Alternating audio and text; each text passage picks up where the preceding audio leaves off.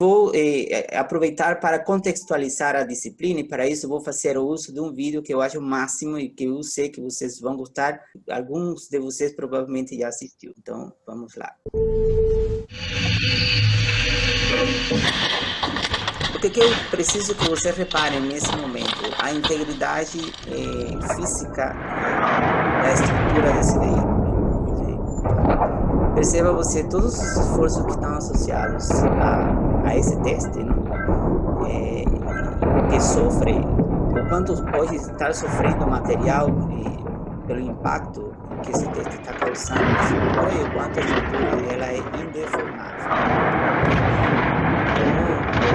Quero que vocês avaliem isso. O quanto de instrução vocês veem nessa estrutura, o quanto de deformação ela pode estar sofrendo, não? O quanto ela penetra na direção da tripulação desse veículo, aparentemente. Professor, Oi. o senhor consegue diminuir o volume do vídeo? Que aí é tão alto e não dá para ouvir o que o senhor fala. Perfeito.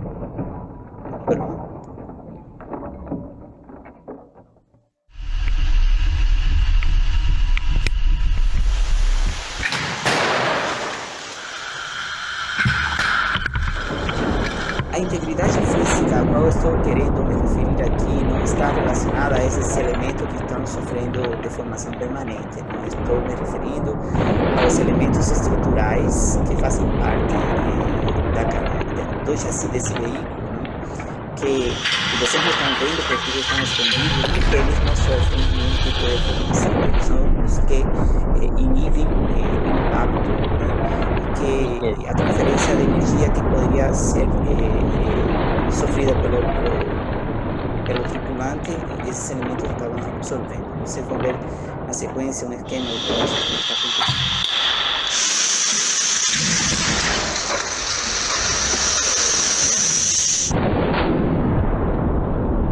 Perceba você que a penetração se dá até o momento em que esse anteparo encontra a estrutura que está bloqueando, não? A propagação dessa deformação.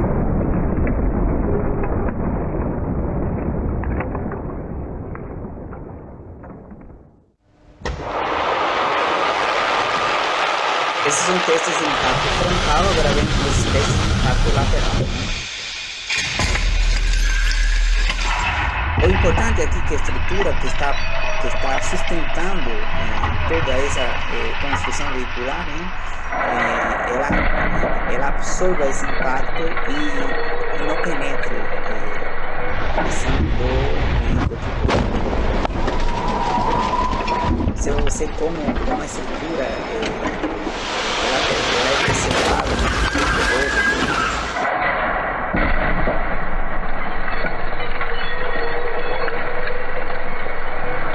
esse tipo de construção veicular associado a outros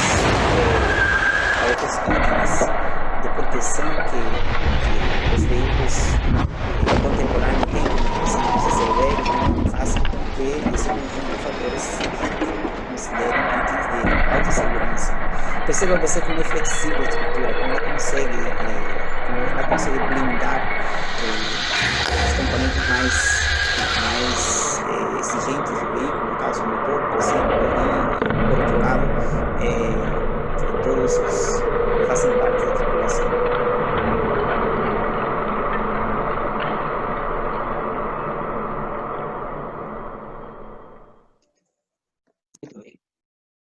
Quais são as demandas e os desafios para a construção veicular no mercado automotivo? Essa é uma pergunta que a gente faz e nós vamos comentar a respeito disso na sequência, não? E quais são esses materiais que estão sendo desenvolvidos, que estão sendo aprimorados, para poder sustentar os esforços mecânicos e as exigências que esses projetos de construção veicular hoje em dia pressupõem, não? E como chegar a fabricar esses materiais? São esses três elementos. Então, nós vamos primeiro começar com as demandas, não? As demandas elas são clássicas, são os critérios que devem ser atendidos para poder realmente propor um projeto de veículo, nesse caso a segurança em primeiro lugar, né? o acesso ao veículo, nesse caso, o quanto amigável ele é para o bolso do consumidor, né? O quanto barato ele poderá ser. A gente sabe que quanto mais tecnologia, quanto mais desenvolvimento um projeto de construção veicular tem, mais caro ele tende a ser. A gente precisa encontrar um equilíbrio entre todos esses fatores para que faça sentido. Então, é isso que a gente está propondo, não? Vamos fabricar um carro para quê? Para ter ele na prateleira de exibição, energeticamente eficiente. Aqui, em consumo de energia, a gente está vendo que há uma grande tendência a reduzir o consumo por quilômetros rodados, hein? E na eficiência energética, a gente vê dois aspectos, todos os aspectos que estão ligados à otimização do sistema de propulsão do veículo, a parte do conceito aerodinâmico do veículo, que permite ser mais amigável ao processo de arraste de ventos, né?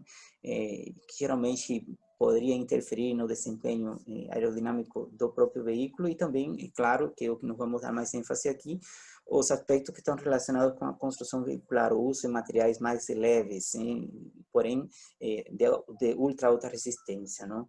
E consequentemente com isso, em se propondo um novo conceito de material com a finalidade de, respeitando a resistência, garantir, neste caso, a leveza da construção veicular, isso a gente já vê como sendo algo que promete para com os cuidados com o meio ambiente. Então, a gente fala que isso seria o que poderia ser amigável ambientalmente a construção veicular, não? Aí estou colocando alguns indicadores, por exemplo, barato, o quanto mais barato poderia ser, em dólares, temos em quilômetros rodado por litros consumidos, 22 a 31, e pelo menos 80 a 100, o que está sendo visto hoje, de gramas de CO2 por quilômetro rodado. É isso que nós estamos falando, não?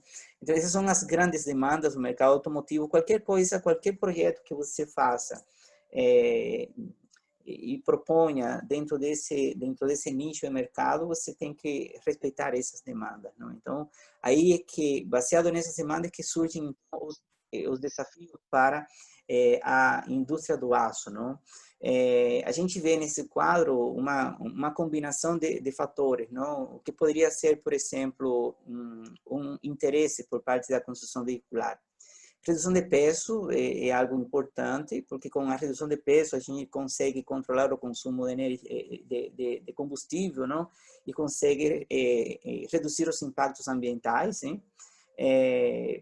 A segurança é outro dos fatores, sim. Nesse caso, teríamos que perceber um material cuja resistência nos permitisse absorver impactos em colisões de até 60 km por hora, que é a velocidade média estabelecida nesses testes de impacto lateral, frontal.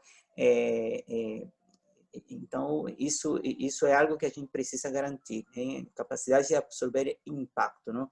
E, por outro lado, aços revestidos, e esse revestimento nos materiais aços vem ao encontro da necessidade de prolongar a durabilidade desses materiais. Como que, para poder ter redução de peso, naturalmente a gente vai precisar reduzir a espessura de parede dos produtos planos que você vai utilizar nessas aplicações. Quanto mais finos são os produtos planos que você aplica nesse tipo de obra de engenharia, o material ele se torna mais susceptível à corrosão penetrante, porque se estamos falando de uma chapa fina, né? Ela naturalmente consegue se corroer de maneira penetrante muito mais rápido do que uma chapa grossa, não? Então, devido à importância que tem a redução de peso, né? A necessidade de pensar em revestimentos nesses materiais para garantir a durabilidade deles em condição de uso, não? Sem que se afetem as propriedades mecânicas que a gente precisa garantir, não? Tudo isso que está aí faz parte de uma correlação muito importante que deve se estabelecer entre as atividades do projeto de engenharia que está associada à concepção desses elementos estruturais, né? Ao material que de fato poderíamos utilizar para poder atender os requisitos de projeto, né? E ao modo de obtenção desses materiais e ao modo de processamento desses materiais para a obtenção do produto propriamente dito. Então, aí vem os Professor, processos de manufatura. Oi. eu tive uma dúvida assim, tem os países assim em si tem uma legislação que, tipo, cada carro tem que aguentar o impacto? Quanto de absorção de impacto o carro tem que aguentar? Na verdade, é assim, Luiz.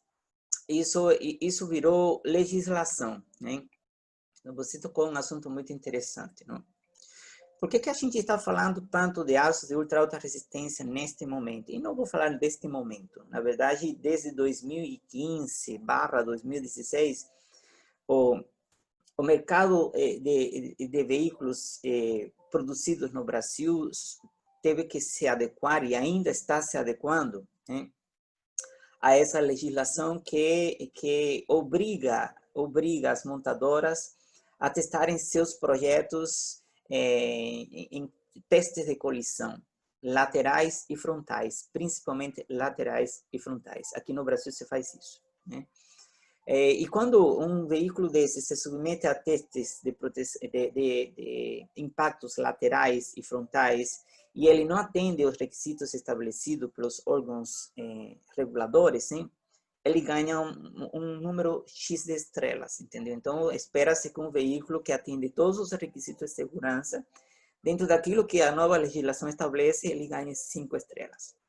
Então, quando você vê um anúncio assim, carro 5 estrelas, aprovado pelo órgão tal em impactos laterais, porque ele passou por um teste de colisão de pelo menos 60 km por hora e ele não teve avanço no sentido de comprometer a integridade física dos passageiros, os tripulantes. Nesse caso, são esses protótipos de seres humanos que você vê instalado nesses carros, totalmente instrumentado para medir o tamanho de impacto que é transferido da estrutura para o próprio homem, não? Então, isso num primeiro momento, não? Aqui no Brasil se exigem as mesmas se exigem dos veículos a partir desses testes os mesmos níveis de absorção de impacto do que se exige em outros países. A única diferença é que essas exigências regulamentadas pelos governos desses outros países passaram a ser obrigatórias nesses países a partir dos anos 1995 até o ano 2000 era já uma exigência testes de impactos laterais nesses países. Aqui no Brasil veio acontecer em 2015. Então, quando a gente faz um ensaio de impacto lateral, não importa em qualquer que seja o país, a gente está avaliando a mesma coisa, não? Quanto de energia transfere-se para o interior e quanto de energia é absorvida pelo material. A ideia seria que toda energia que está atrelada ao impacto seja absorvida pelo material e minimamente transferida ou anulada, né, para o interior da tripulação. Então, como todo ensaio mecânico, isto é um ensaio mecânico de validação de comportamento em uso desses materiais ou dessa estrutura como um todo, porque nós não estamos falando de analisar o material em si. Quando a gente faz um teste de impacto lateral, a gente está avaliando a construção como um todo, entendeu? Então, não sei se respondi, Luiz, mas isso é estabelecido em escala internacional. São normas que a gente precisa atender, ok? Certo, Luiz? Sim, sim, professor. É que eu fiquei com essa dúvida porque eu vi que estão querendo entrar com uma ação contra a General Motors na questão do Onix, porque ele tomou 0 estrelas, pedindo para fazer um recall nos carros de 2013 a 2017. Como que você ficou sabendo disso? Na mídia, certo? Aham. Que legal. Bom, eu vou falar assim para você, não? Eu não vou citar nomes aqui, hein? Porque se estivesse na sala de aula, te falaria todos os detalhes, ok? Mas não vou dar muitos detalhes aqui para não comprometer ninguém. A única coisa que eu sei é que aquele projeto foi desclassificado, projeto de construção veicular, que foi desclassificado dessa montadora, nesse modelo de veículo, né? Ele passou por um processo, previamente, quando estava sendo concebido o arranjo de materiais que poderiam ser aplicados nessa estrutura, foi feito um projeto maravilhoso, hein? Combinando materiais diferentes que pudessem atender às exigências desse projeto, né? Sem exagero, né? Se a coluna B exige um impacto, uma energia de impacto de não sei quantos joules a 60 km por hora, né? Talvez a coluna A não precise de tudo isso. Então, nesse caso, o que nós vamos fazer? Nós vamos aplicar um material muito mais resistente na coluna B e um pouco menos resistente na coluna A, né? Então, essa combinação de materiais para constituir a estrutura do veículo, né, foi proposta à GM, né, para poder ser utilizada no projeto Onyx, primeiro Onyx, que atendia esse novo conceito de plataforma. A empresa entendeu que não era tão necessário assim, porque o custo seria muito alto, e o que eles acabaram fazendo? Eles acabaram utilizando materiais alternativos. E acabou acontecendo que esse mix de materiais alternativos que a empresa adotou nesse projeto de construção veicular não atendeu os requisitos. E por isso foi desse jeito desclassificado, não? Então, todas as pessoas que compraram Onyx nesses anos aí que tu está falando, 2015, 2016, eu recomendo que eles não saiam na rua com esses seus carros, hein? Ou que agora mesmo vendam ele e comprem o novo Onyx, porque o novo Onyx, hein, ele atende os requisitos de segurança. Por quê? Porque nesse novo Onyx, hein, eles utilizaram a proposta original do projeto de construção automotiva em termos de usos e materiais diferentes, que havia sido proposto para aquele tempo, eles estão utilizando agora, não? Eles se convenceram de que tinham que investir em materiais de alta resistência. Então, esses são os bastidores desse processo de decisão. Quando a gente está falando isso, estamos falando assim: vocês vão ser estudantes, vocês são estudantes de engenharia automotiva hoje, e em pouquíssimo tempo vocês vão entrar no mercado e vocês vão atuar nas montadoras de veículos, vocês vão se envolver em projetos de construção veicular, e eu não vejo, assim, eu não tenho dúvida que isso vai acontecer. Nós temos alunos trabalhando na Volkswagen, na Fiat, na Renault, na BMW, nós temos alunos trabalhando em todas as montadoras, entendeu? E quando a gente vê o que acontece com esses alunos, hein, eles depois de um tempo de trabalharem nesses projetos, tem um aluno que trabalha na Volkswagen que se envolveu no projeto Nivus, hein? E quando se discutiam a respeito dos materiais usados no Nivus, o aluno lembrou de mim, porque todos esses materiais ele já conhecia, né? Porque na disciplina que antigamente se chamava materiais especiais, hein? A gente, processos especiais de fabricação, na verdade, não? A gente falava de tudo isso já em 2015, 2016, certo? Então, eu continuo falando por quê? Porque ainda, mesmo que algumas dessas famílias de materiais, elas já estão bastante avançadas, evoluídas aqui no Brasil e disseminadas em algumas aplicações da indústria automotiva, ainda muitos elementos estruturais da indústria automotiva precisam ser repensados. E é em cima disso que eu preciso que você faça um trabalho, né? Que vocês repensem a proposta de materiais que está sendo usado, por exemplo, no modelo de veículo, como, por exemplo, poderia ser o Peugeot. Esse novo Peugeot que foi lançado agora, recentemente, tem um novo conceito de material muito interessante, mas, porém, ele não é tão agressivo quanto poderia ser outro material, não? E aí, nesse caso, vocês têm que desenvolver espírito crítico e propor alguma ideia diferente, não? Demandas do mercado automotivo, na essência, a gente prioriza o uso de materiais metálicos, né? Principalmente ferrosos, embora os não ferrosos, como é o caso dos alumínios, também podem ser usados, né? A gente valoriza muito o uso de materiais ferrosos porque eles acabam sendo, considerando toda a cadeia produtiva, considerando todo o ciclo de vida do produto, eles acabam sendo mais viáveis do ponto de vista financeiro, e eles acabam sendo mais viáveis do ponto de vista do ciclo vida do produto, do processo da sustentabilidade do projeto, sustentabilidade ambiental do projeto. Então, a gente prioriza o aço, não? O alumínio, ele se usa muito também, em muitos componentes. Hoje é uma tendência a usar estruturas híbridas, constituídas por aço e alumínio. E as tecnologias de montagem, elas vão ao encontro de poder permitir a junção desses dois materiais tão diferentes. Então, se usam tecnologias de montagens muito avançadas, soldagem por fricção ou atrito, não? Soldagem a laser, ou soldagem por ultrassom, bastante utilizada, quando na solução de engenharia você tem dois materiais de natureza físico-química diferente. Nós estamos falando de uma liga ferrosa, nós estamos falando de uma liga de alumínio, não? O ponto de fusão do alumínio, para que vocês lembrem, é acima de 690 graus, pouco acima de 690 graus. O ponto de fusão do ferro puro é 1600 e não sei quanto, 1500 e não sei quanto.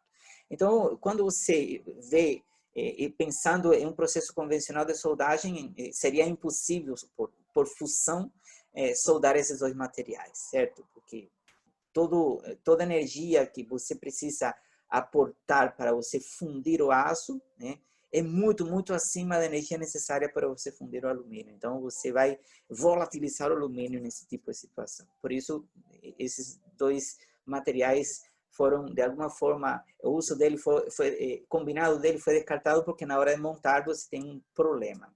Com o avanço da tecnologia, isso ficou mais fácil, ou está ficando mais fácil, não? Então, a ideia seria trabalhar aços para reduzir espessuras, e para garantir a integridade física disso, você utiliza materiais de ultra alta resistência que venham a garantir um compromisso atraente entre resistência mecânica, entre sustentabilidade e eficiência energética, não?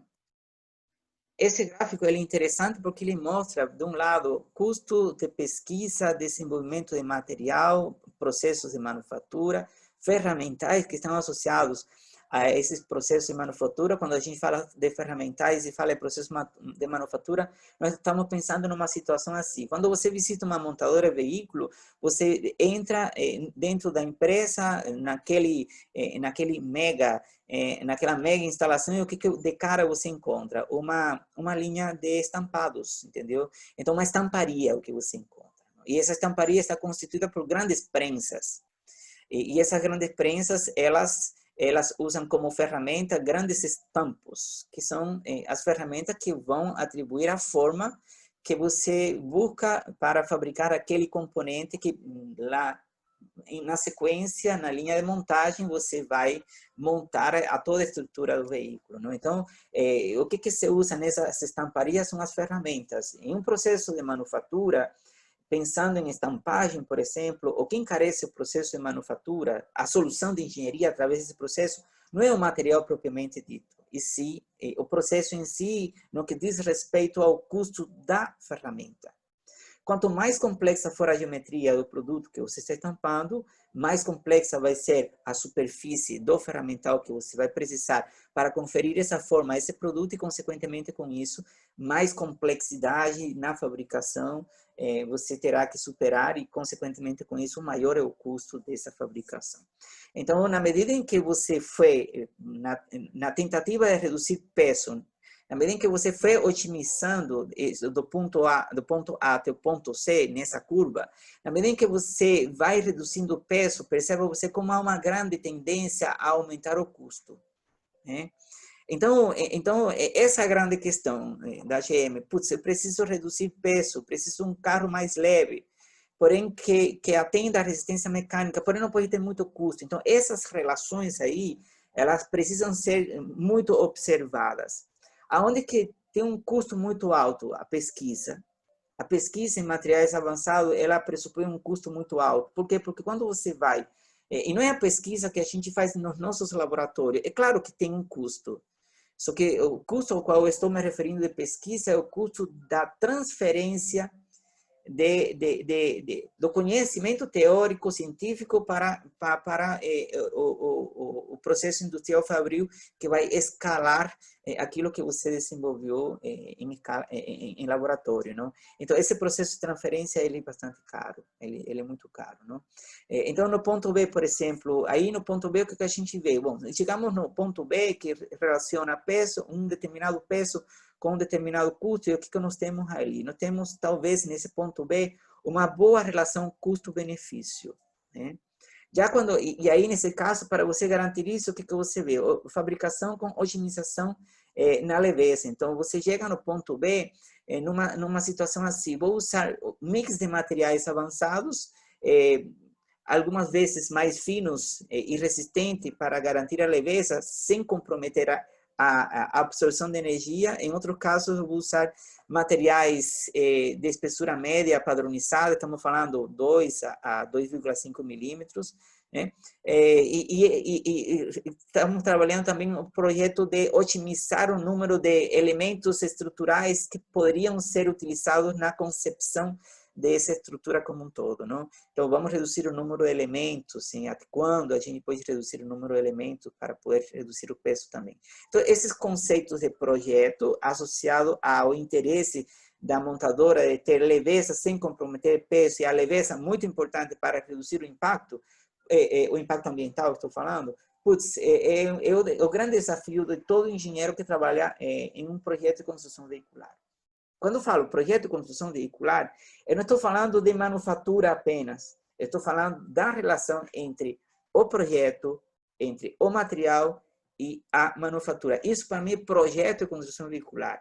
Não adianta eu ter um bom processo de manufatura disposto a encarar o desafio de transformar um elemento, de transformar uma chapa em um elemento estrutural, se o projeto desse elemento não for consistente, não passar por um processo de verificação, de análise numérica, por exemplo, para poder ser depois reproduzido em escala industrial. E é claro que para você poder combinar esses dois elementos, a integridade física verificada através de análise numérica com a manufaturabilidade desse elemento, você tem que entender o material que está por trás de tudo isso. Que material me permite as duas coisas, entende? Então, essa relação aí, esse compromisso atraente, aquele triângulo lá que eu acabei de mostrar, é extremamente importante. E é em cima disso que a gente faz todo tipo de debate.